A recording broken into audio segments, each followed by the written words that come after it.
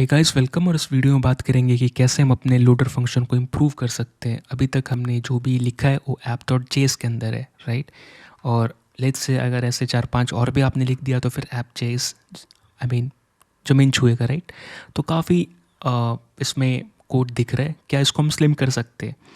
क्योंकि ये कोड पहले हमारा users.js में था, फिर हमने इसको app.js में मूव किया। अब इसको यहाँ से कहाँ रख सकते हैं? क्योंकि ये चीज़ आप कहीं भी रखोगे वो टाइटली कपल्ड नहीं रहेगा आपकी यूज़र कंपोनेंट से, राइट। तो एक काम करते हैं, मैं user.js में जाता हूँ, ठीक है। मैं यहाँ पे एक्सपोर्ट करता हूँ एक async फंक्शन, इसका नाम मैं लोडर रख देता हूँ। और इसके अंदर मैं ये कोड को कॉपी पेस्ट कर लेता हूँ, ठीक है। या फिर मैं ये चीज़ कंप्लीट ही हटा देता हूँ, अच्छे से कट नहीं हुआ, ये मैंने कट किया और मैं यहाँ पे पेस्ट कर दिया, राइट। अब मैं इसको इधर इंपोर्ट कर लेता हूँ। ये लोडर फंक्शन को मैं इधर ऐसे इंपोर्ट करता हूँ, ठीक है। और एग्जैक्टली मैं यहाँ पर इंपोर्ट करने के लिए मुझे ऑलरेडी इंपोर्ट हो चुका है, ठीक है। यहाँ पे हम वेरीफाई भी कर सकते हैं। और अभी यूज़र API इधर यूज़ नहीं हो रहा है तो उसको हम हटा देते हैं, क्योंकि एट द एंड हम यूज़र API अब इसी कंपोनेंट के अंदर है तो यूज़ कर रहे हैं। नॉट कंपोनेंट, इसी फाइल के अंदर। कंपोनेंट सिर्फ हमारा यहाँ से यहाँ तक है, ठीक है। तो अब अगर मैं इसको रिफ़्रेश करूँगा और अभी मुझे डेटा दिख रहा है, ठीक है। मैं होम पे गया, यूज़र्स पे गया, और अभी भी अगर मैं नेटवर्क में वेरीफाई करूँगा तो आप देख सकते हो कि यहाँ पर मुझे दिख रहा है डेटा आते हुए, यानी कि अभी भी सही काम कर रहा है। बस अभी फ़र्क क्या है कि हमारा जो app.js है वापस काइंड ऑफ छोटा हो गया या लीनर हो गया, राइट, स्लिम हो गया बोल सकते हो, जो भी अच्छा आपको इंग्लिश में वर्ड लगे, लेकिन आप समझ रहे हो, राइट।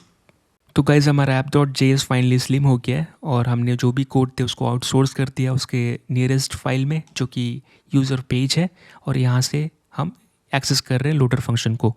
तो app.js स्लिम हो चुका है। अब हम एक और सिनेरियो देखते हैं। लेट्स से आप जब होम से यूज़र्स पे जाते हैं तो यूज़र्स पे जाने से पहले क्या होता है, ये डेटा फेच होता है रिस्पेक्ट इस पेज के रिगार्डिंग जो डेटा है, और फिर आप उस पेज पे जाते हो, यानी यूज़र पेज पे जाते हो, और फिर आपका यूज़र पेज रेंडर होता है। यानी कि यूज़र पेज पे हम जब भी जा रहे हैं उससे पहले हमारा डेटा अवेलेबल हो जाता है, फिर हम यूज़र पेज पे जाते हैं। तो इसका एक डाउन साइड भी है, ठीक है। अगर आप देखोगे अभी हमने क्या किया, मैंने API फोल्डर के अंदर app.js बनाया और इसके अंदर मैंने नॉर्मल से एक API लिखा, जो ऑलरेडी आपने Node.js कोर्स में पढ़ा होगा। /users पे आप users.json रिटर्न कर रहे हो, जो कि वही चीज़ है जो कि अभी तक हमें मिलता आया है, ठीक है। अभी तक मैं सीधा गिटहब से लोड कर रहा था। अभी मैं क्या करूँगा, इसको रिप्लेस कर दूंगा। जो भी हमारा ये यूज़र API एंड पॉइंट है इसको मैं रिप्लेस करके मैं क्या करूँगा, इस पर मुझे डेटा मिल रहा है तो मैं यही पोर्ट यूज़ करूँगा। यहाँ ये जो भी चेंजेस कर रहा हूँ इससे रिलेटेड मैंने पहले ही चेंज किया। API फोल्डर के अंदर मैंने app.js क्रिएट किया और एक user.json कॉपी किया, ठीक है। ये वही डेटा जो मुझे गिटहब से मिलता था, एग्जिस्टिंग URL जो इसको हिट करके मिल रहा था मुझे। और मैंने फिर app.js में कुछ Node.js और Express.js के कोड लिखे। सिंपल सा कोड है जो कि हमने Node.js कोर्स में पढ़ा था। मैं यहाँ पे एक्सप्रेस यूज़ कर रहा हूँ, पाथ यूज़ कर रहा हूँ, कॉर्स यूज़ कर रहा हूँ, और एक सिंपल सा मैंने राउट क्रिएट किया। /यूज़र जब भी कोई हिट करेगा 8001 के बाद तो उसको ये user.json रिटर्न कर रहा हूँ मैं। सिंपल सा है, राइट। और उसके बाद मैंने Node.js का सर्वर ऑन किया है यहाँ पे, सो node स्पेस app.js। अब ये ऑलरेडी कोड बेस में आपको मिल जाएगा, जो इस वीडियो के डिस्क्रिप्शन में लिंक रहेगी। हमें समझना क्या है यहाँ पे कि अब मैं app.js में गया, ठीक है।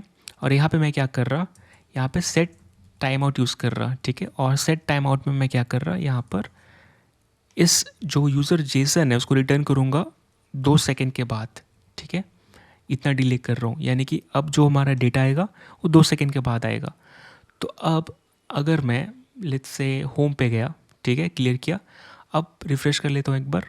अब मैं अगर होम से यूज़र पे जाता हूँ तो आप देखोगे कि मैंने यूज़र्स पे क्लिक कर दिया और 2 सेकंड बाद डेटा आया। मैं फिर से होम पे गया, फिर से यूज़र पे क्लिक किया, राइट, और 2 सेकंड बाद डेटा आ रहा है।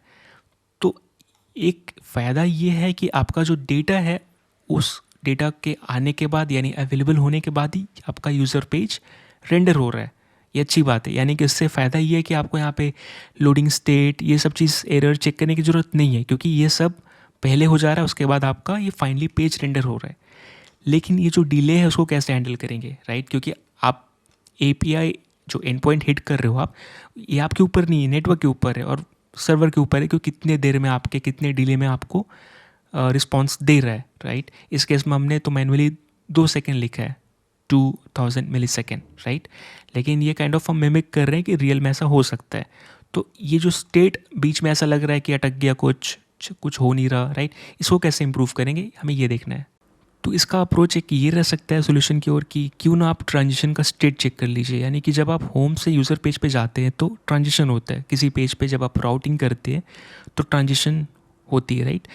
तो हम उस ट्रांजिशन का स्टेट चेक कर लेते हैं कि ट्रांजिशन का स्टेट क्या है, एक्टिव है या फिर हो चुका है ट्रांजिशन, यानी ऑलरेडी आप यूज़र पेज पे आ चुके हो। और उस स्टेटस के बेस पे आप लोडिंग या कुछ ऐसा मैसेज दिखा सकते हैं ताकि जो इस तरह से जो पेज फ्रीज़ वाला इफेक्ट है, यूज़र को ऐसा नहीं लगे कि पेज फ्रीज़ हो गया और फिर डेटा आ रहा है। तो इसके लिए मैं कहाँ पे दिखाऊंगा, तो मैं रूट लेआउट में जाता हूँ क्योंकि एक तरह से मेरा मेन पेज है ना, स्लैश पे लोड होता है। तो मैं यहाँ पर रिएक्ट राउटर डॉम जो प्रोवाइड करता है हुक, उसको कॉल करूँगा जिसका नाम है यूज़ नेविगेशन, ठीक है। यहाँ पर मैं navigation equal to use navigation को कॉल करता हूँ, ठीक है। और यहाँ पे अगर आप देखेंगे तो नेविगेशन के ऊपर अगर मैं स्टेट कॉल करूँ और अगर मैं ऐसे मैच करूँ तो मेरे पास आइडल, लोडिंग, सबमिटिंग है, 3 चीज़ है। यानी 3 मेरे पास कांस्टेंट है चेक करने के लिए जो स्टेटस बता रहा है, आइडल है या लोडिंग है, सबमिटिंग है। तो मुझे लोडिंग चाहिए, ठीक है। तो इस केस में मैं क्या कर सकता हूँ, कॉन्स्ट इज़ लोडिंग, राइट, ये चेक कर सकता हूँ। और इसी के बेस पे मैं यहाँ पर लोडिंग भी दिखा सकता हूँ। लेट्स से यहाँ पे मैं क्या करूँगा, मेन के अंदर मेरा ये दिख रहा है। तो मैं यहाँ पर क्यों ना इसी को चेक कर लूँ कि इज़ लोडिंग स्टेट है।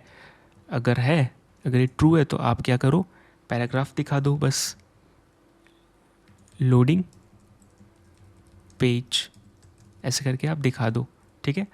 तो ये इफेक्ट भी एक तरह से लाइक हेल्पफुल रहेगा। अगर मैं यूज़र पे जाऊँ तो लोडिंग पेज दिख रहा है, राइट, अब यूज़र पे आया तो आप ये एक चीज़, लेकिन यहाँ पे ध्यान देने वाली एक चीज़ है कि ये जो लोडिंग स्टेट है आपको उसी पेज पे दिखेगा जिस पेज से आप ट्रांजिशन कर रहे हो। मतलब मैं होम से ट्रांजिशन कर रहा हूँ यूज़र पेज पे या होम से राउट कर रहा हूँ, तो जब तक मैं यूज़र पेज पे ना चला जाऊँ ये मैसेज मुझे होम पे ही दिखेगा क्योंकि अभी तक आप होम पे ही हो, है ना।